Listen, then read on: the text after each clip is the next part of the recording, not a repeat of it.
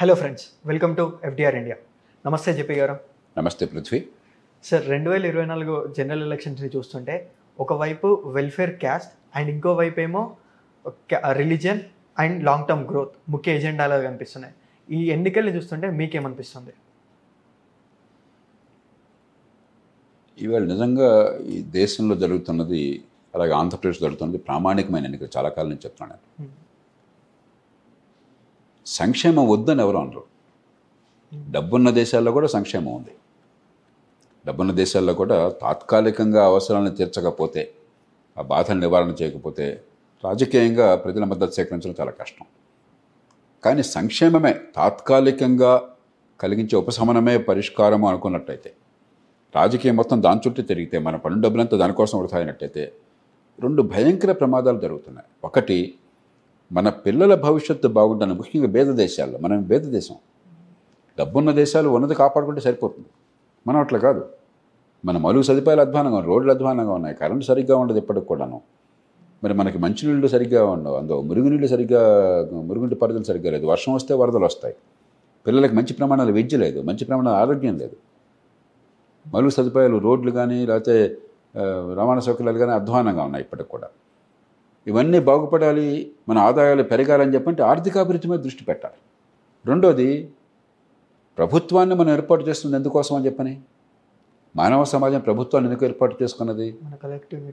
సమాజంలో శాంతిని కాపాడడం మొట్టమొదటి అంశం. ఎందుకంటే 10 మంది కలుస్తున్నప్పుడు మన హక్కుల్ని కాపాడాలి, ఇతరుల హక్కుల భంగం లేకుండా చేయాలి, తగాదాలు పరిష్కరించాలి, హింస లేకుండా చేయాలి, నేరాలు లేకుండా చేయాలి. దాంతో ఆగితే సరిపోదు కదా.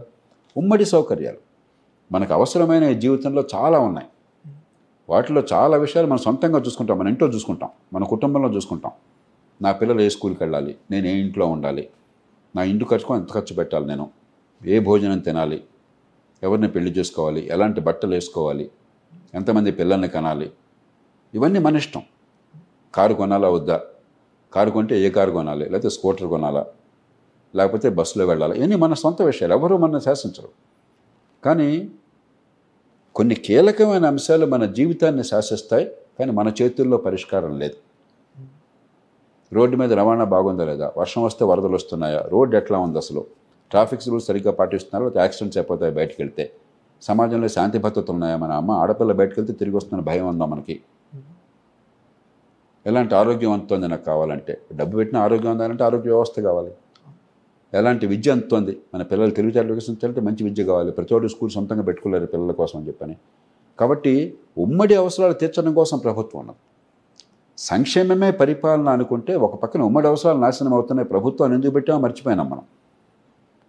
ప్రభుత్వం బాధ్యత పన్నులు వసూలు చేసి ప్రజలకు డబ్బులు పంపిణీ చేయడం కాదు, ప్రజలకు ఉమ్మడి సౌకర్యాలు అందించడం, ఉమ్మడి సేవలు అందించడం మొట్టమొదటి బాధ్యతది. అది విస్మరిస్తే సమాజం అల్లకల్లోలం అవుతుంది, అనాగరికం అవుతుంది, ఆటవిక రాజ్యం అవుతుంది. రెండో పక్కన ఆర్థిక అభివృద్ధి లేకపోతే, సంపద పెంచకపోతే, ఉన్నది పంచటమే మన బాధ్యత అయినట్టయితే పేదరికాన్ని పంచుతాం, ఎల్లకాలం పేదరికంలో ఉంటాం. తాత్కాలికంగా పేదలకి మనం మలం పోయడం కోసం చెప్పని ఉపశమనాన్ని కలిగిస్తాం సంక్షేమం పేరుతో. పేదరికం పోదు, ఎల్లకాలం పుచ్చుకునే చేయిగా ఉంటాయి, ప్రజల్ని బెచ్చగాళ్ళుగా మారుస్తున్నాం. కాబట్టి ఈవేళ ఈ దేశంలో మౌలికమైనది, భారతదేశంలో ఒక పేద దేశంలో, అక్షరజ్ఞానం లేని దేశంలో మనం అత్యధికులు, సమాజంలో అత్యధికులు తాత్కాలిక సంక్షేమాన్ని ఆశిస్తూనే దీర్ఘకాలికంగా నా పిల్లల భవిష్యత్తు బాగుండాలంటే ఆర్థికాభివృద్ధి కావాలి, పెట్టుబడులు కావాలి అన్నదానికి మద్దతు ఇస్తారా లేదా, ఆ మద్దతు పొందడానికి రాజకీయ పార్టీలు ఆ నాయకత్వాన్ని ఇవ్వగలవా లేదా, ఆ ప్రజలకు నచ్చ చెప్పగలరా లేదా, ఇది ఒక మౌలికమైన విషయం. ఈవేళ తాగేది కాదు పృథ్వీ నా దృష్టిలో. బహుశా వచ్చే 10-15 ఏళ్ల పాటు, అంటే ఈ దేశంలో మెజారిటీ ప్రజలకి ఆర్థికాభివృద్ధి వల్ల ఫలితాలు నా పిల్లలకు అందుతాయి, నా పిల్లల బతుకులు బాగుపడతాయి. కాబట్టి కొంత తాత్కాలికంగా నేను త్యాగమన్నా చేస్తాను, కానీ రేపటి భవిష్యత్తు కోసం బాటలు వేస్తాను, నా కుటుంబంలో ఎట్లా చేస్తానో అట్లాగా అన్నదానికి రావాలంటే సామాన్యుల కళ్ళ ముందు ఒక ఆశ కనిపించాలి. నా పిల్లల బతుకు బాగుపడుతుంది, అన్నీ ఈవేళ ఉచితంగా అంటే లాభం లేదు, నా పిల్లల బతుకు బాగుపడడానికి వేరే మార్గాలు ఉన్నాయని అర్థం కావాలి. అది అర్థం కావాలంటే అర్థమయ్యే రీతిలో పరిపాలన సాగాలి, అర్థం చేసే రీతిలో రాజకీయ చర్చ సాగాలి. మన దేశంలో ఈ కులం, మతం, ప్రాంతం, దీని చుట్టూ ఈ తగాదాలు లేకపోతే డబ్బులు తాత్కాలిక తాయిలాలు తప్ప ఇంకా చర్చ జరగటం. సార్, ఒకవైపు ఉచితాలు మరియు లాంగ్ టర్మ్ గ్రోత్తో పాటు ఇంకొకటి ఈ ఎలక్షన్స్లో పెద్ద అంశంగా మారింది ఏంటంటే కులం మరియు మతం. ఈ రెండింటి మధ్య ఒక పోరాటంలో కనిపిస్తుంది సార్. మీ మీ దృష్టిలో ఎందుకు సార్ ప్రతిసారి ఎలక్షన్ రావడంతోనే కులాలు మరియు మతాలు ముఖ్య అంశాలుగా మారుతున్నాయి? పృథ్వీ, ప్రజాస్వామ్యంలో చాలా సంక్లిష్టమైన ప్రక్రియ. ఒక ఇంట్లో నలుగురు ఉంటేనే ఒకళ్ళకొకరికి ప్రేమానుబంధాలు ఉంటాయి, జన్యు సంబంధం ఉంది, రక్త సంబంధం ఉంది, ఒకళ్ళ కోసం ఒకరు త్యాగాలు చేస్తారు, ఒకళ్ళ మీద ఒకళ్ళు పూర్తి నమ్మకం ఉంది. అయినా కూడా ఆ కుటుంబంలో నలుగురు ఒక మాట మీద ఉండటం అన్నిసార్లు జరగదు. మీరు మాట చెప్తే నేను మాట చెప్తాను, నేను మాట చెప్తే ఇంకోళ్ళు ఇంకో మాట చెప్తారు, ఒకళ్ళ మీద ఒకరు తరుచుకుంటారు.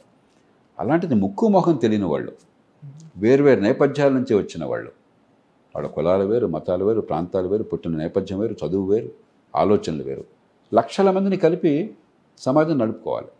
ఇది ఆషామాషి కాదు. అది జరగాలంటే కొన్ని పద్ధతులను ఏర్పాటు చేయాలి. నేను కులానికి అతీతంగా నా కుటుంబము నేను ఎలా బాగుపడతాము అని నాకు అర్థమయ్యే రీతిలో రాజ్య వ్యవస్థ ఉండాలి. అప్పుడు కులం ప్రస్తావన ఉండదు. అట్లాగే మీరు ఈ పూట తాత్కాలికంగా నన్ను తృప్తిపరచడం కాకుండా రేపటి కోసం పనిచేస్తే నాకు లాభం అంటే నాకు అర్థం కావాలి. అప్పుడు రేపటి కోసం త్యాగం చేస్తాను. రేపటి కోసం త్యాగం చేయడానికి నాకు అర్థమయ్యే రీతిలో మీరు కనిపించినప్పుడు, నాకు రేపటి భవిష్యత్తు కనిపించినప్పుడు, ఓటు ఎవరికేసినా నాకు లాభం కనిపించినప్పుడు, నా జీవితంలో మార్పు కనిపించినప్పుడు ఏమవుతుంది? 3 వస్తాయి. ఒకటి డబ్బు. ఎక్కడికి వేరే రాష్ట్రాలు అయితే వాళ్ళకి అర్థమయ్యేట్టు చెప్పాలి. తెలుగునాట మనం చెప్పక్కర్లా, తెలంగాణ కానీ ఆంధ్రప్రదేశ్ కానీ ఎన్నికల్లో డబ్బు ప్రభావం మనం చెప్పక్కర్లా. సిగ్గు లేకుండా, వెరపు లేకుండా, ఏమాత్రం దేశ భవిష్యత్తు పట్ల ఆలోచన లేకుండా ఈవేళ డబ్బు పంపిణీ ఎంత పెద్ద ఎత్తున ఓట్ల కోసం జరుగుతుందో మనందరికీ తెలుసు. నేను అంతకంటే ఎక్కువ చెప్పక్కర్లా. బ్రిటన్లో 2019లో ఎన్నిక జరిగింది కిందసారి. ఆ మొత్తం ఎన్నికలో 2 ప్రధాన పార్టీలు, ఆ 2 పార్టీలకు చెందిన 1300 మంది ఎంపీ క్యాండిడేట్లు 650 సీట్లలో కలిపి పెట్టిన ఖర్చు కంటే తెలంగాణలో ఒక ఉప ఎన్నికలు ఎక్కువ ఖర్చు పెట్టారు. మునుగోడులో ఒక ఉప ఎన్నికలు, అసెంబ్లీ ఉప ఎన్నికలు. ఆఫ్టర్ ఆల్ ఒక పేద దేశంలో, చిన్న రాష్ట్రంలో ఒక అసెంబ్లీ ఉప ఎన్నిక కోసం బ్రిటన్ లాంటి దేశం, భారతదేశ సంపద ఎంత ఉంది, బ్రిటన్ అంత సంపద ఉంది. ఈ మధ్యన బ్రిటన్ దాటాం మనం. మన దేశం మొత్తం జీడిపి ఎంత ఉంది, బ్రిటన్ జీడిపి ఎంత ఉంది. జనాభా మనలో 4% అయినా కూడా. అలాంటి బ్రిటన్ మొత్తంలో దేశంలో పార్లమెంట్ ఎన్నికల్లో పెట్టిన ఖర్చు కంటే మనం ఒక అసెంబ్లీ బై ఎలక్షన్కి ఎక్కువ ఖర్చు పెట్టామంటే అర్థం ఏంటి? ఇవాళ ఆంధ్రప్రదేశ్లో కనీసం 10,000 కోట్లు ఖర్చు అయింది. కనీసం 10,000 కోట్లు ఖర్చు అయింది. కొంతమంది 20,000 కోట్ల దాకా వెళ్ళింది అంటున్నారు. బ్రిటన్లో ఇప్పుడు రేపు జూలై 4 ఎన్నికలు జరగబోతున్నాయి. నేను రాత్రి ప్రకటించారు రిషి సునాక్. ఆ ఎన్నికల్లో నేను ఇక్కడ కూర్చొని ఖచ్చితంగా చెప్పగలను. మొత్తం ఖర్చు పౌండ్లలో ఈవేళ మారక విలువ రీత్యా, ఎక్స్చేంజ్ వాల్యూ రీత్యా 1000 కోట్ల రూపాయలు దాటదు. కొనుగోలు రీత్యా అయితే 250 కోట్లు దాటదు. బ్రిటన్ మొత్తం భారతదేశ ఆర్థిక వ్యవస్థ సమానమైన దేశం. అక్కడ పెట్టే ఖర్చు 250 కోట్ల రూపాయలకు సమానం కొనుగోలు రీత్యా. పోనీ మారకం రీత్యా అయినా 1000 కోట్లకు సమానం. ఆంధ్రప్రదేశ్లో ఎన్నికల్లో 15,000 కోట్లు ఎంతో ఖర్చు పెట్టుంటారు. ఆఫ్టర్ ఆల్ ఒక రాష్ట్రంలో. బ్రిటన్ ఆర్థిక వ్యవస్థ పోలిస్తే ఆంధ్రప్రదేశ్ ఆర్థిక వ్యవస్థ 20వ వంతు కూడా లేదు. 20వ వంతు కూడా లేదు, 25వ వంతు ఉంటుంది. కాబట్టి డబ్బు ప్రభావం, ఓట్లను డబ్బుతో ఆకర్షించడం. రెండోది తాత్కాలికమైన తైలాలు మాట్లాడుకున్నాం ఇప్పటిదాకా. ఇవి కూడా పనిచేయకపోతే కులాలు ఎట్లాగా ఉన్నాయి మనకి. ఎందుకంటే చాలా ప్రపంచంలో ఎక్కడ లేనంత వైవిధ్యభరితమైన సమాజం. ఎన్ని కులాలు, వర్గాలు, మతాలు, ప్రాంతాలు, వివిధ నేపథ్యాలు, పుట్టిన నేపథ్యం వేరు, పెరిగిన నేపథ్యం వేరు, ఆలోచనలు వేరు, స్వభావం వేరు, ఇంతమందిని కలపాలి. కాబట్టి ఇన్ని కులాలు, వర్గాలు ఉన్నాయి. కాబట్టి మన కులం రానగానే మనకు పూనకం వచ్చేస్తుంది, మన మతం రానగానే పూనకం వచ్చేస్తుంది, మన వర్గం రానగానే పూనకం వచ్చేస్తుంది. అంచేత తిట్టిపోస్తే లాభం లేదు. నీతి వాక్యాలు చెప్తున్న భారతదేశము నా మాతృదేశము, భారతీయులందరూ సహోదరులు, అందరినీ ప్రేమించిన, ఇవన్నీ కూడా పుస్తకాలు చదువుతాం అంతే.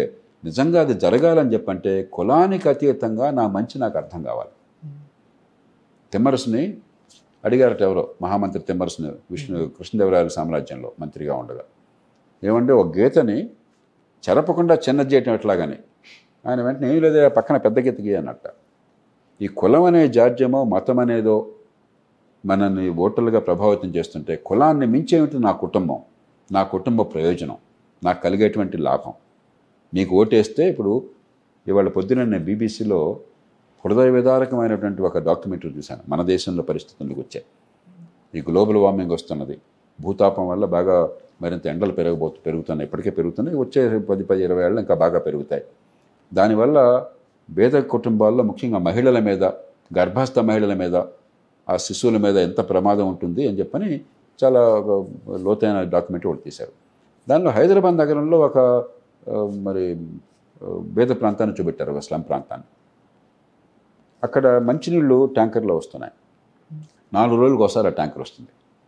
ఆ 4 రోజులకి వాళ్ళు తాగడానికి, వంటకి, కడగడానికి ఆ నీళ్లు 2-3 కొండల్లో భద్రపరచుకోవాలి.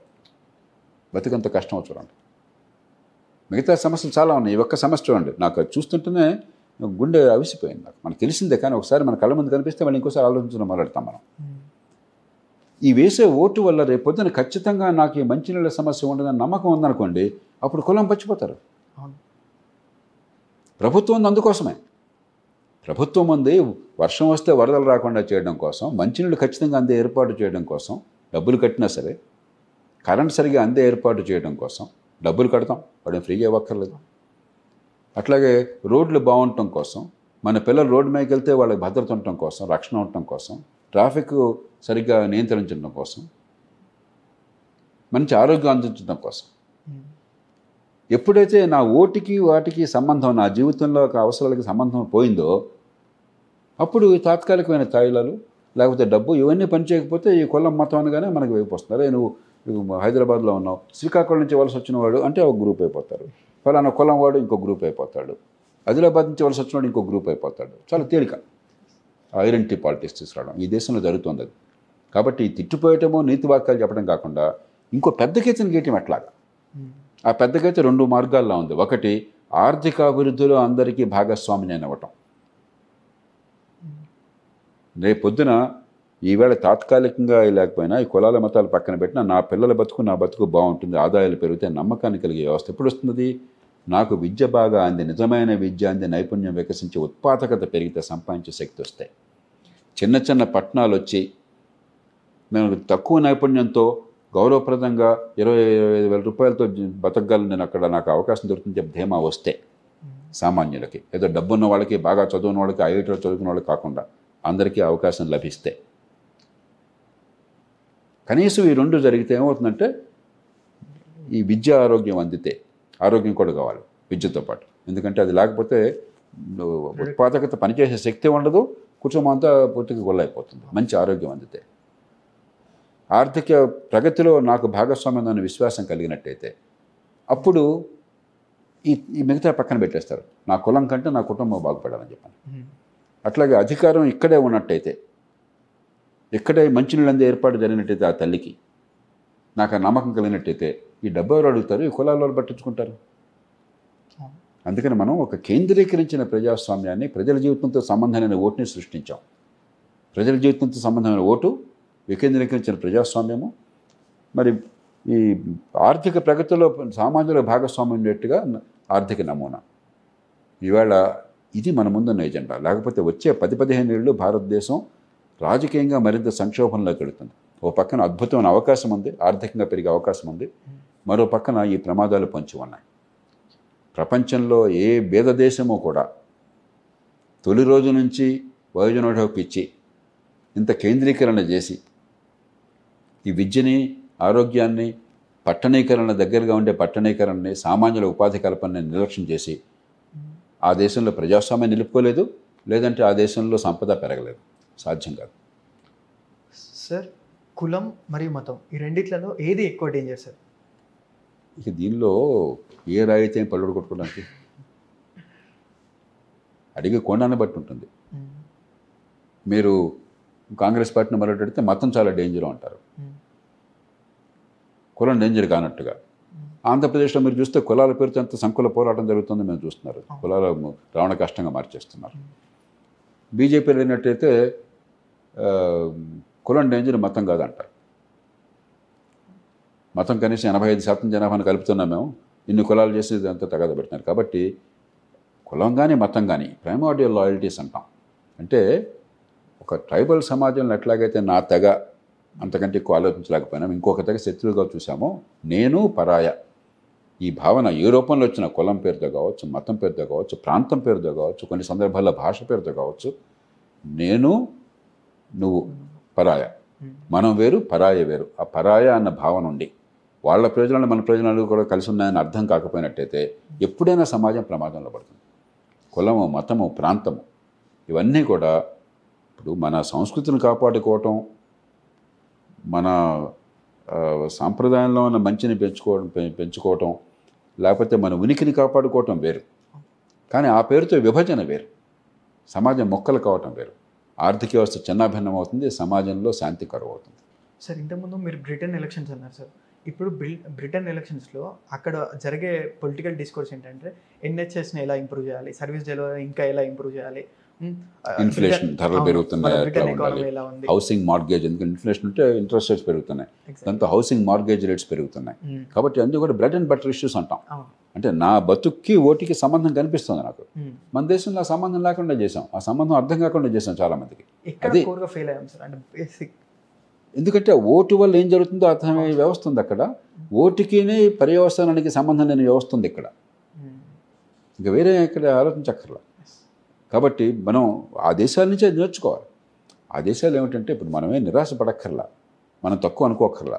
బ్రిటన్లో 800 ఏళ్ళు ప్రజాస్వామ్యం నడిచింది. వయోజన హక్కు 1928లో వచ్చింది. చాలామందికి ఆ సంగతి తెలియదు. 1215లో మ్యాగ్నా కార్టా వస్తే 713 సంవత్సరాల తర్వాత వయోజన హక్కు. అప్పటిదాకా మహిళల ఓటు హక్కు లేదు. అంతకుముందు మగవాళ్ళకు ఉంది, మహిళలకు లేదు. మగవాళ్ళకు కూడా అందరికీ లేదు. 1910-11 దాకా కొద్దిమందికే ఓటు ఉంది. క్రమక్రమంగా ఓటు విస్తరించింది. కాబట్టి ఓటు అందరికీ అందటము, వయోజన హక్కు రావటము, క్రమక్రమంగా ప్రజాస్వామ్యం మరింత డీపెన్ కావటము, రెండో పక్కన సాంకేతికంగా పెరగటము సమాజం, మూడో పక్కన ఆర్థికంగా పెరగటము, ఈ మూడు కూడా ఒకే రకంగా సమాంతరంగా వెళ్ళినాయి. మన దేశంలో ఏమైంది?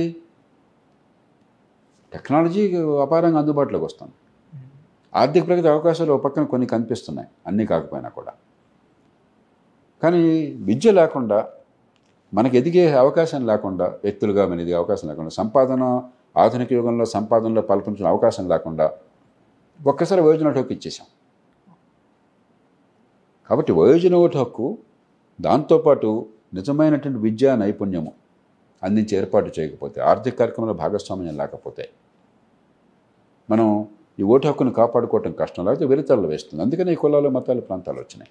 అక్కడ ఇన్ని వందల సంవత్సరాల అనుభవం ఏమిటంటే నేను ఓటేస్తే ఏం జరుగుతుంది. ఉదాహరణకి 1945లో రెండో ప్రపంచ యుద్ధంలో 6 ఏళ్ల పాటు చాలా నష్టం భరించిన తర్వాత బ్రిటన్ చాలా నష్టపోయింది. యుద్ధంలో గెలిచినా కూడా బాగా నష్టపోయింది. ఆ బాంబింగ్లో కానీ, బ్లిట్స్క్రీగ్ అంటారు, మిగతా కారణాలుగా కానీ. మరి ఆ యుద్ధంలో ప్రపంచానికి నాయకత్వం ఇచ్చినవాడు, బ్రిటన్ నాయకత్వం ఇచ్చినవాడు ఆనాడు చర్చిల్. మామూలుగా ఒక పెద్ద ప్రపంచ యుద్ధంలో గెలిపిస్తే ఒక గొప్ప నాయకుడు గొప్ప నాయకత్వాన్ని ఇస్తే ఆయనకు మనం పట్టం కట్టి 100 ఓట్లు వేసేస్తాం. 45లో ఎన్నికలు జరిగితే డామన్ ఆయన ఓడించారు. ఓడించి లేబర్ పార్టీని ఎన్నుకున్నారు. ఎందుకని? ఆయన గౌరవాన్ని తగ్గించాల. బ్రిటిష్ ప్రజల దృష్టిలో ఆయన చాలా గొప్ప నాయకుడు, కానీ యుద్ధానికి పనికొచ్చే నాయకుడు. యుద్ధం అయిపోయిన తర్వాత ఆ రెండో ప్రపంచ యుద్ధంలో ఏమైందంటే ఆడ మగ తేడా చాలా తగ్గిపోయింది. అప్పటిదాకా ఆడవాళ్ళని మన సమాజంలో లాగానే చాలా కాలం పాటు ఉన్నట్టుగా తక్కువగా చూసేవాళ్ళు. మగవాళ్ళదే పెత్తనం అంతా కూడా. ఎప్పుడైతే మగవాళ్ళంతా యుద్ధంలోకి పోయారు, ఆడవాళ్ళంతా ఇంట్లో ఆర్థిక వ్యవస్థని, ఆరోగ్యాన్ని, మిగతావన్నీ యుద్ధంలో కూడా వెనకాల నుండి చేయాల్సిన పనులు చేయాల్సి వచ్చింది. కాబట్టి మహిళల పాత్ర పెరిగిపోయింది.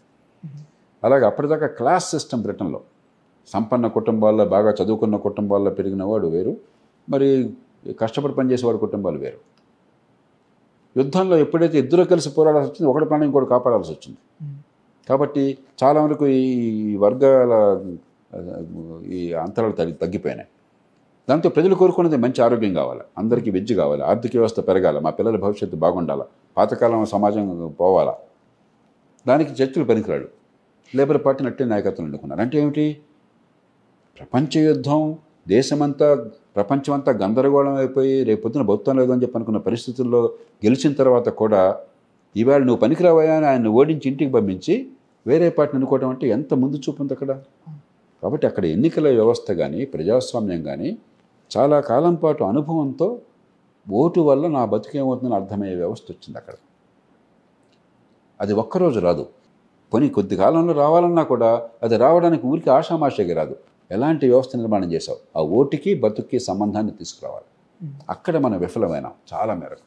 అందుకనే డబ్బుతో కానీ తాత్కాలిక తాయిలాలతో కానీ ఆకర్షించాల్సి వస్తుంది. లేకపోతే ష్యూర్ షార్ట్గా ఓట్లు పొందడం కోసం కులం మతం పేరుతో విభజన తీసుకురావాల్సి వస్తుంది. సార్ 2004 ఎన్నికలను చూస్తే అప్పుడు వాజ్పేయి గారు కూడా ఇండియా షైనింగ్ అనే నరేటివ్తోని గ్రోత్ని సెంట్రల్ ఇష్యూగా చేసుకొని ముందుకు వచ్చారు. ఇంకోవైపు ఏమో అప్పటి కాంగ్రెస్ పార్టీ ఆమ్ ఆద్మీని ముందు పెట్టి వెల్ఫేర్ని ముందు పెట్టి వచ్చారు. అప్పుడు గ్రోత్ ఓడిపోయింది సార్. ఇప్పుడు 2024 ఎలక్షన్లో కూడా సేమ్ అదే సిచ్యువేషన్లో ఉన్నాం. ఈ అప్పటికి ఇప్పటికీ తేడా ఏంటి సార్? తేడా ఏంటంటే 2004లో మీరు అన్నట్టుగా వాజ్పేయి ప్రభుత్వం చాలా ప్రతికూల పరిస్థితుల్లో, సంకీర్ణ ప్రభుత్వం, చాలా పార్టీలు కలపాలి, అది కూడా సుస్థిరంగా లేదు. జయలలిత గారు డామం దింపేసి ఒక్క ఓటుతో ఓడిపోయాడు. మళ్ళీ ప్రజల ముందుకు వస్తే ప్రజలు కాస్త ముందు చూపుతో మళ్ళీ ఆయన ప్రభుత్వాన్ని నిలబెట్టారు.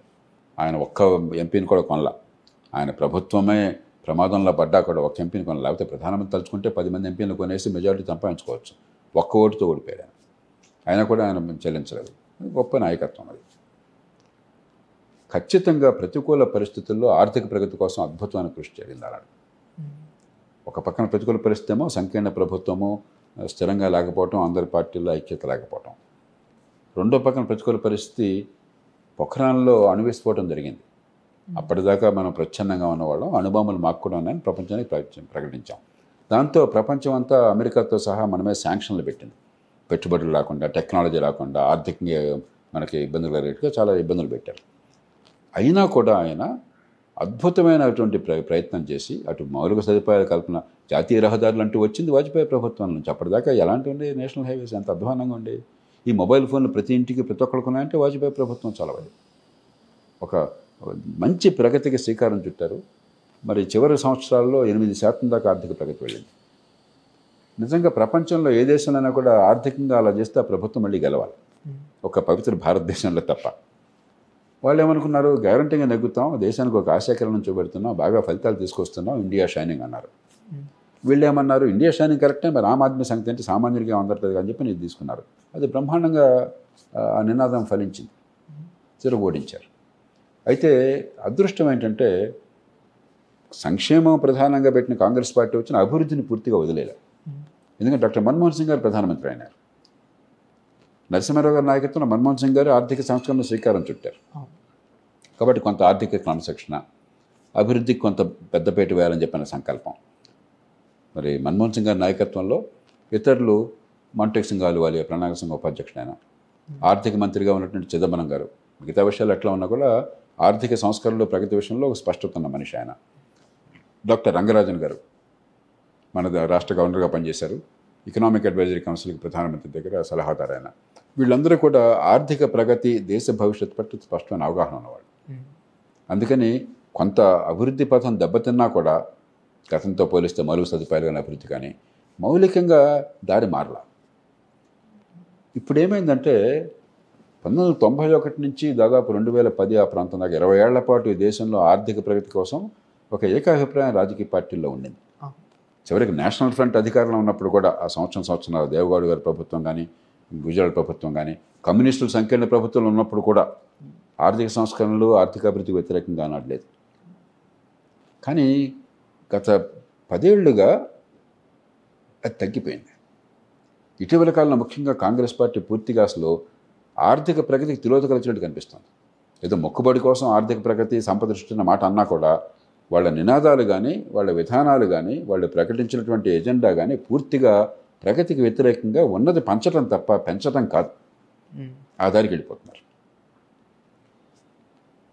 రెండోది, అప్పటికిప్పటికీ తేడా మరొకటి ఏంటంటే, వాజ్పేయి గారి ప్రభుత్వం కానీ, ఆనాటి నాయకులు కానీ అభివృద్ధి బాగా చేశాము, మౌలిక సదుపాయాలు కల్పిస్తున్నాము, మంచి మార్గాన్ని వెళుతున్నాము అని వెళ్ళారు తప్ప సంక్షేమాన్ని గురించి సంక్షేమం ఇచ్చారు, సంక్షేమం అందించారు. చాలా పథకాలు, అంత్యోదయ పేరుతోనో మరో రకరకాల పేర్లతో చాలా పథకాలు అందించారు. కానీ దాని మీద ప్రజలకి అర్థమయ్యేటి చెప్పడంలో పెద్దగా దృష్టి సారించాలి. నరేంద్ర మోదీ గారు బహుశా అర్థం చేసుకున్నాడు ఆయన. అందుకనే మొదటి 5 ఏళ్ళు ఆయన ప్రధానంగా దృష్టి సారించింది ఉత్తరాది రాష్ట్రాల్లో అప్పటికే దక్షిణాది రాష్ట్రాల్లో, పశ్చిమ రాష్ట్రాల్లో బలమైన సంక్షేమ వ్యవస్థ ఎన్టీ రామారావు గారి కాలం నుంచి ఇతరుల కాలం నుంచి ఉంది, రాజశేఖర గారి కాలం దాకా ఉంది. కాబట్టి ఉన్నంతలో సమర్థంగా అందించే ఏర్పాట్లు కూడా చాలా మేరకు జరిగినాయి. ఉత్తరాదిని ఎప్పుడూ జరగల, సంక్షేమం సరిగ్గా లేదు, సరిగ్గా అమలు కాల. మోదీ గారు 2014 నుంచి 19 దాకా ప్రధానంగా ఉత్తరాది రాష్ట్రాల్లో సంక్షేమ పథకాలను సమర్థంగా అమలు చేయడమే దృష్టి పెట్టాడు. మధ్యలో ఇక్కడ లంచాలు లేకుండా, అన్యాయం జరగకుండా, పక్షపాతం లేకుండా, ఈ కులం ఆ మతం అని తేడా లేకుండా అందరికీ ఇప్పుడు వాళ్ళు మోదీ గారు మళ్ళీ మళ్ళీ చెప్పగలుగుతున్నాడు, ఇన్ని ఒక 40-50 కోట్ల జన్ధన్ అకౌంట్లు పెట్టాను, అలాగే ఆయుష్మాన్ భారత్ పేరుతో ఇంతమందికి ఆరోగ్యాన్ని అందించే ఏర్పాటు మన ఆంధ్రప్రదేశ్ నుంచి ఆ మోడల్ వెళ్ళింది. దాన్ని అందించగలుగుతున్నాం అందరికీ. దానిలో కులం మతం తేడా లేదు, ఎవరికి అన్యాయం జరగకుండా అందుతోంది. అలాగే పెన్షన్లు అందుతున్నాయి, లేకపోతే అందరికీ ఆహారం ఉచితంగా అందుతోంది, లేకపోతే ఇన్ని ఇళ్ళు కట్టించాం, లేదంటే మరి పిఎం కిసాన్ పేరుతో రైతులకు ఇంత డబ్బు పంపిస్తున్నాం, అది కూడా మన తెలంగాణ నుంచి తీసుకున్నారు ఆ పథకాన్ని, రైతు బంధు నుంచి. ఇట్లా రకరకాల పథకాలు, గ్యాస్ సిలిండర్లు ఇన్ని అందుతున్నాయి. ఎక్కడ కూడా అవినీతికి తావు లేకుండా ఒక డిజిటల్ సిస్టమ్ ఏర్పాటు చేసి బలంగా, సమర్థంగా, అవినీతి లేకుండా అందరికీ అందేట్టుగా ఈ సంక్షేమానికి ఏర్పాట్లు చేయగలిగారు. అది వాజ్పేయి ప్రభుత్వం రాజకీయంగా పడ్డ ఇబ్బంది నుంచి నేర్చుకున్న పాఠం బహుశా నేను అనుకోవటం. అదే సమయంలో అభివృద్ధికి బాటలు వేసి రెంటిని కూడా సమదృష్టితో చూశారు.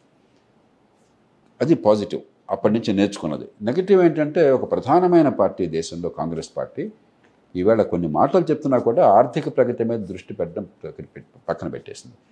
ఈ ఎజెండా చూస్తే, వాళ్ళ పార్టీ మేనిఫెస్టో చూస్తే పేరుకి ఆర్థిక ప్రగతి అని కాగితం మీద కనిపిస్తుంది. వాళ్ళు అన్నారు ఏదో సంపద సృష్టి అని చెప్పని, కానీ వాళ్ళ విధానాలన్నీ కూడా ప్రగతికి వ్యతిరేకంగా ఉన్నాయి. తెలంగాణ రాష్ట్రం చూస్తే 1,20,000 కోట్ల రూపాయలు ఒక్క రాష్ట్రంలోనే డబ్బులు ఇంకా నిండుకున్న రాష్ట్రంలో అదనంగా కమిట్మెంట్స్ ఇచ్చేశారు. ఎన్ని అమలు చేస్తారో, కొన్ని చేస్తారో, కొన్ని చేరు చూద్దాం ఏమవుతుందో. అట్లాగే జాతీయ స్థాయిలో 30 లక్షల ఉద్యోగాలు కొత్తగా ప్రభుత్వంలో ఇస్తూ ఉన్నారు. అసలు యూనియన్ ప్రభుత్వంలో కానీ, మన సైనిక దళాల్లో కానీ, రైల్వేల్లో కానీ, ప్రభుత్వ రంగ సంస్థలు మొత్తం కలిపితే ఉద్యోగాలు 60 లక్షలు. 60 లక్షలు మొత్తం ఉద్యోగాలు ఉంటే 30 ఏళ్లలో ఇచ్చిన ఉద్యోగాలు ఒక్క సంవత్సరం 30 లక్షలు ఎక్కడి నుంచి ఇస్తావు అంటే పనికి రాకుండా జీతం ఇస్తావా, పోషిస్తావా పన్నుల డబ్బుల నుంచి, మా పన్నుల డబ్బుల నుంచి? మరి సామాన్యుల సంగతి ఏమిటి? 30 లక్షలకు ఇచ్చేస్తే అయిపోయిందా? దేశం ఖజానా ఖాళీ చేస్తే అయిపోయిందా? అది పరిపాలన? అది సంక్షేమం అవుతుందా? దేశ వినాశనం అవుతుంది. కానీ లేకపోతే తలా 1 లక్ష రూపాయలు ఇచ్చేస్తాం పేదలందరికీ, మహిళలందరికీ, లేకపోతే రుణమాఫీలు చేసి పారేస్తాం. డబ్బులు లేవు. జాతీయ స్థాయిలో ప్రభుత్వానికి వచ్చిన పన్నుల డబ్బు మొత్తం కలిపితే ఈ సంవత్సరం బడ్జెట్లో, మన నిర్మలా సీతారామన్ గారు పెట్టిన బడ్జెట్లో, 24-25 సంవత్సరం బడ్జెట్లో 42 లక్షల కోట్ల రూపాయలు. దానిలో 21,74,000 కోట్ల రూపాయలు రాష్ట్రాలకు బదిలీ అవుతుంది వివిధ రూపాయల్లో. మిగిలింది 20 లక్షల కోట్ల రూపాయలు. 20 లక్షల కోట్ల రూపాయల్లో 12 లక్షల కోట్ల రూపాయలు వడ్డీలకు వెళ్ళిపోతుంది. 8 లక్షల కోట్ల రూపాయలు సుమారుగా జీతాలు, భత్యాలు, పెన్షన్లు అవుతున్నాయి. డబ్బు అయిపోయింది. ఇంకా నేను ఎరువుల సబ్సిడీ గురించి మాట్లాడలేదు, నేను ఇంకా ఆహార సబ్సిడీ గురించి మాట్లాడలేదు, ప్రభుత్వం పెట్టే ఖర్చుల గురించి మాట్లాడలేదు. కరెంటు కానీ, లేకపోతే వాహనాలు కానీ, మరొకటి కానీ, ప్రయాణాలు బోర్డు ఖర్చులు ఉంటాయి ప్రభుత్వానికి, అవన్నీ మాట్లాడలేదు. ఇంకా ఇతర పెన్షన్లు కానీ, లేకపోతే రైతు మన పిఎం కిసాన్ కానీ, లేకపోతే ఆయుష్మాన్ భారత్ కానీ, మరెన్నో పథకాలు ఉన్నాయి, సంక్షేమ పథకాలు, అవన్నీ గురించి మాట్లాడలేదు. డబ్బులు లేవు. ఇప్పటికే ఇట్లా ఉంటే ఇంకో 15 లక్షల కోట్లు, 20 లక్షల కోట్లు ఇంటింటి పెట్టేశారు తాత్కాలికమైన ప్రయోజనాల కోసం చెప్పని. ఇంకా ప్రగతి ఎక్కడ ఉంటుంది? సాధ్యం కాదు. కాబట్టి ఈనాడు ఏంటంటే అప్పటికిప్పటికి తేడా. ఆనాడు పార్టీలు మారినా కూడా మొత్తం మీద ఆర్థిక ప్రగతి పట్ల అన్ని పార్టీలకు కూడా ఏకాభిప్రాయం ఉన్నది. ఈవేళ ఒక ప్రధాన పార్టీ కాంగ్రెస్ పార్టీ ఆర్థిక ప్రగతి విషయంలో, పెట్టుబడుల విషయంలో, ఆర్థిక క్రమశిక్షణ విషయంలో చేతులు ఎత్తేసింది. కాబట్టి ఆ రకంగా ఎవరు నెగ్గినా ఎవరు ఓడినా కూడా ఓ పక్కన వచ్చే 10-15 ఏళ్ల పాటు ఈ దేశంలో ఆర్థిక ప్రగతికి, ఆర్థిక క్రమశిక్షణకి మెజారిటీ వచ్చేదాకా ఈ దేశం సంక్షోభంలో పడుతుంది. రెండో పక్కన 2 పెద్ద పార్టీల్లో ఒక పార్టీ చేతులు ఎత్తేస్తే దేశానికి చాలా ప్రమాదకరం. కాబట్టి కాంగ్రెస్ పార్టీ తీరు మారాలి. ఎవరు నెగ్గినా కూడా అది అనవసరం, తర్వాత చూద్దాం అది. కానీ కాంగ్రెస్ పార్టీ, ఈ దేశంలో ఇంత కీలకమైన పాత్ర వహించిన కాంగ్రెస్ పార్టీ సంక్షేమంతో పాటు ఆర్థిక ప్రగతి కూడా కట్టుబడి ఉన్నాం, ఆర్థిక క్రమశిక్షణ కట్టుబడి ఉన్నాం అనే మార్గానికి వెళ్ళకపోతే ఈ ప్రజాస్వామ్యం ప్రమాదంలో పడుతుంది. సార్, గ్రోత్ అన్న ప్రతిసారి కాంగ్రెస్ పార్టీ, మోదీ గ్రోత్ అన్న ప్రతిసారి కాంగ్రెస్ పార్టీ ఏమంటుందంటే growth is only for Adani and Ambani అంటుంది. నా జీవితంలో గ్రోత్ నా బతుకుని ఎలా ఇన్ఫ్లుయెన్స్ చేస్తుంది అనే ఒక నరేటివ్ని తిప్పుతున్నారు అన్నట్టు. అంటే పేదలకి గ్రోత్ అంటే పేదలకు అగ్నిస్ట్. ఒకటి ప్రగతి అన్నది డబ్బున్న వాళ్ళకి అని ఆంధ్రప్రదేశ్లో జగన్మోహన్ రెడ్డి గారు కూడా ఆ మాట అంటున్నారు. ఈవేళ కాంగ్రెస్ పార్టీ తరఫున రాహుల్ గాంధీ గారు ఆ మాట అంటున్నారు. ఇది చాలా చవకబారు చర్చ. నేను కొంచెం పరుషమైన పదం అనే మాట అనాల్సి వస్తుంది. ఇది చాలా చవకబారు చర్చ. ఎందుకంటే నాకు లేనప్పుడు మీకు ఉందని చూపెట్టి నాలో అసూయని పెంచడం చాలా తేలిక. అది చవకబారు నాయకత్వం. అది గొప్ప నాయకత్వం నాలో ప్రేరేపణ కలిగించి, నాకు ఒక విశ్వాసాన్ని కలిగించి, నా శక్తిని పెంచి నాకు మార్గాన్ని ఇవ్వాలి.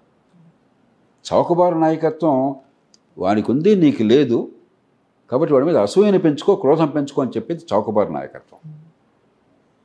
ఒక ప్రజాస్వామ్య సమాజంలో చాలా ప్రమాదకరమైన ధోరణి అది. నేను చాలా ఖచ్చితంగా ఆ మాట పరుషమైనా కూడా చెప్పాల్సి వస్తుంది. ఇది కాదు మనం చూడాల్సింది. అవకాశాలు అందరికీ ఎట్లా ఇవ్వాలి. మనకేదో సామెత ఉన్నది, ఒంటి కన్ను వాడు రెండు కళ్ళు వాడిని చూసి అసూయ పడితే ఉన్న కన్ను కూడా పోయిందట. కాబట్టి అసూయ పరిష్కారం కాదు, అవకాశం పరిష్కారం. అవకాశాన్ని ఇవ్వటం ఎట్లాగా, ఆపర్చునిటీ పరిష్కారం, మంచి విద్యను ఇవ్వటం ఎట్లాగా, మౌలిక సౌకర్యాలు కల్పించడం ఎట్లాగా, ఆదాయాలు పెంచే మార్గాన్ని ఇవ్వటం ఎట్లాగా, ఆర్థిక ప్రగతిని పెంచడం ఎట్లాగా, కొంతకాలం కష్టపడితే నా కుటుంబం గౌరవప్రదంగా ఉంటున్న నమ్మకాన్ని కలిగించడం ఎట్లాగా, అది నాయకత్వం. కాబట్టి ఇది చాలా ప్రమాదకరమైన పరిస్థితి. ఇక రెండోది, సంపద పెంచకుండా ఉన్నది పంచడం అంటే పేదరికాన్ని పెంచడమే. కాలక్రమేణా అప్పుల పాలవుతాం మనం. ఎందుకంటే అప్పు చేసి పప్పు కొడి తింటున్నట్టయితే మనకు ఆస్తులు పెంచకుండా, ఆదాయాలు పెంచకుండా అప్పులు పన్ను పడితే అప్పులు వడ్డీలు చెల్లించడానికి అప్పులు అయిపోతుంది మనకి. ఏ కుటుంబం కూడా, ఎంత పేద కుటుంబం అయినా సరే, వచ్చిన ఆదాయం 1000 రూపాయలు వస్తే 1000 రూపాయలు 900 ఖర్చు పెట్టి 100 రూపాయలు పొదుపు చేద్దాం రేపు పొద్దున అవసరం కోసం అనుకుంటారు తప్పితే, రోజువారీ ఖర్చులకు 1000 మీద ఇంకొక 1000 అప్పు చేసి పిల్లల మీద అప్పు భారం పెడదాం, ఇవాళ అప్పు చేసి పప్పు కొడుతుందాం అని ఎవరు అనుకోరు. మన దేశంలో ఏ కులమైనా ఏ మతమైనా మన సంప్రదాయం ఏంటంటే పిల్లల కోసం త్యాగాలు చేస్తాం మనం. తల్లిదండ్రులు తినకపోయినా, తల్లిదండ్రులకు ఆశలు తీరకపోయినా కూడా వాళ్ళ అవసరాలు చంపుకుని పిల్లల కోసం మాత్రం ఏ లోపం లేకుండా చేస్తారు. అప్పు చేస్తే అప్పు వల్ల ఒక చిన్న ఆస్తి కొనుక్కుంటారు, బంగారం కొనుక్కుంటారు, లేకపోతే చిన్న స్థలం కొనుక్కుంటారు, ఇల్లు కొనుక్కుంటారు, మరొకటి చేస్తారు. పిల్లల్ని పెరిగే ప్రయత్నం చేస్తారు. అది మన దేశానికి ఉన్న లక్షణం. మన ప్రభుత్వాలు అట్లా కాకుండా మన డబ్బునంతా కూడా వాడి తినేసి బేదలు ఇచ్చే డబ్బు ఈ దేశంలో. పన్నులు కట్టేదంతా అత్యధికులు బేదలే కదా. ఆ డబ్బంతా కూడా వాడికి కైంకర్యం చేసి, వాడు సగం తినిపారేసి, ప్రజల పేరు చెప్పి, సంక్షేమ పేరు చెప్పి తినిపారేసి, దేశాన్ని తెగబడి దోచుకుని, అక్కడ ప్రభుత్వంలో ఉన్న వాళ్ళకి విలాసాలకి వాళ్ళ ఇష్టం వచ్చినట్టుగా వాళ్ళు ఖర్చు పెట్టుకుని, కొద్దిపాటి తాత్కాలికంగా తాయిలాలు ఇచ్చేసేసి మన బతుకులు నాశనం చేస్తే ఎట్లాగా, అప్పుల భారం తీసుకొస్తే ఎట్లాగా. కాబట్టి మీకు వచ్చిన ఆదాయాన్ని మీరు ఎలాగైనా ఖర్చు పెట్టండి, కానీ అప్పు చేసిన డబ్బుని తాత్కాలిక అవసరాలకు ఖర్చు పెట్టేసి అప్పు చేసి పప్పు కొడుతున్నట్టయితే వచ్చే తరం భవిష్యత్తు నాశనం చేస్తున్నాం. ఏ తరానికి కూడా వచ్చే తరం భవిష్యత్తును నాశనం చేసి ఇవాళ అనుభవించే హక్కు లేదు. మీరు సంపాదించింది మీరు అనుభవించండి, వాళ్ళ పేరుతో అప్పు తీసుకొచ్చి అనుభవించబోకండి. ఆ రూల్ పెట్టుకోవాలి ఈ దేశంలో. అది పెట్టుకోకపోయినట్టే అది దేశం ప్రమాదంలో పడుతుంది. అట్లాగే అవకాశాలు ఉన్నవాడు, అదృష్టం ఉన్నవాడిని మీద అసూయపడడం కాకుండా అందరికీ అవకాశాలు కల్పించడం. అట్లాగే ఈ దేశంలో ఏ కులంలో, ఏ కుటుంబంలో పుట్టినా కూడా, ఏ తల్లి గర్భాన్ని పుట్టినా కూడా తెలివితేటల్ని దేవుడు అందరికీ పంచాడు సమానంగానే. ఈ డబ్బు ఇవన్నీ మనం కృత్రిమంగా తెచ్చిపెట్టుకున్నవి. ఆ తెలివితేటలు వికసించే అవకాశం ఇస్తే డబ్బు సంపాదన అలవోకగా వస్తుంది. ఆర్థిక అభివృద్ధికి బాట వేసినట్టయితే ఏ కుటుంబమైనా చూడండి. చాలామంది ఇప్పుడు మాలాంటి వాళ్ళం కొన్ని వేల మందిని సంపన్న కుటుంబాల్లో పుట్ల, మారుమూల గ్రామాల్లో దీపం బొడ్డి, బురద దీనిలో స్కూల్లో పూరిపాక, వర్షం వస్తే కురుస్తూ ఉంటుంది, కానీ ఏవి మన కష్టం అనిపించలా. ఎందుకని భవిష్యత్తు పట్ల ఆశ ఉన్నది, నమ్మకం ఉన్నది, మేధస్సు వికసిస్తున్నది. పేదరికం పాపం కాదు, పేదరికాన్ని కొనసాగించడం పాపం. పేదరికం నుంచి బయటపడే ఆశ లేకుండా చేయడం పాపం. పేదరికం నుంచి బయటపడే మార్గాన్ని చూపెట్టకపోవటం పాపం. ఆ సామాన్య ప్రజల బిడ్డల శక్తి సామర్థ్యాలు వికసించేట్టు చేసి మిగతా వాళ్ళతో పోటీ పడకుండా ఉండేట్టు చేయటం పాపం. కాబట్టి ఆ శక్తి వికసిస్తే, భవిష్యత్తు అందంగా కనిపిస్తే కష్టమైన భరిస్తాం. అంతే తప్ప మ్యాజిక్ ఏం లేదు పేదరికం నుంచి బయట కుటుంబానికి కానీ ఒక దేశానికి కానీ మన కష్టం నుంచి ముందు చూపు నుంచి పొదుపరితనం నుంచి మేధస్సు పెరగడం నుంచి మన నైపుణ్యం నుంచి ఉత్పాదకత నుంచి మనకు సంపద వస్తుంది తప్ప మ్యాజిక్ నుంచి లేకపోతే అక్కడ అప్పు చేసి ఇక్కడ ఇచ్చి ఇక్కడ అప్పు చేసి అక్కడ ఇచ్చి దాని నుంచి పేదరికం పోదు. సంపద సృష్టించే పేదరికం పోతుంది. Thank you sir.